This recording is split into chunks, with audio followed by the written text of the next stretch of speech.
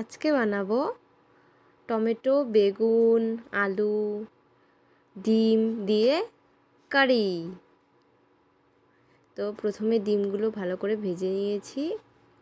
এখন আলুগুলো একটু ভালো করে ভেজে নেব, শুধু লবণ আর হলুদ দিয়ে ভেজে নেব। আমার আলু ভাজা শেষ, এখন টমেটোগুলোও ভেজে নেব। সেম প্রসেসে লবণ আর হলুদ দিয়ে টমেটোগুলো ভালো করে ভেজে নিলাম। এখন বেগুনটাও ভেজে নেব।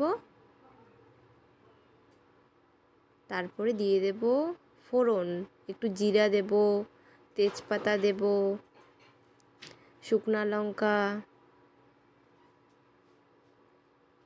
এগুলো একটু নাড়িয়ে চাড়িয়ে নিয়ে দেব রসুন, তারপরে দেব কাঁচা লঙ্কা, আবার একটু নাড়িয়ে চাড়িয়ে দিব পেঁয়াজ আর আদা, তারপরে দিয়ে দেব একটু হলুদ, স্বাদ মতো লবণ,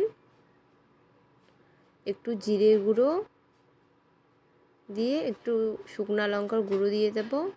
তারপরে একটু মাখিয়ে নেব। এরপর দিয়ে দেব একটু জল, কারণ তেল একটু আমি কম দিয়েছি তো সবজিটাতে, তাই। এখন ইন্ডাকশানের হিটটা একটু বাড়িয়ে নিলাম। আগে ছিল 500, এখন 1000-এ দিলাম। জলটা একটু ফুটিয়ে নিয়ে দিয়ে দেব ভেজে রাখা আলু আর বেগুনগুলি। আলু বেগুনগুলি একটু কষিয়ে নিয়ে দিয়ে দেব জল। জলটা ফুটিয়ে নিয়ে দিয়ে দেব ভেজে রাখা টমেটো আর ডিমগুলি।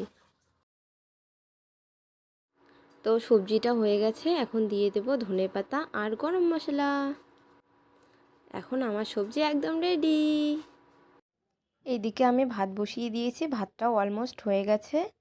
তো টাটা, তোমরাও সবাই ট্রাই করো এভাবে বাড়িতে, খেতে কিন্তু দারুণ টেস্টি।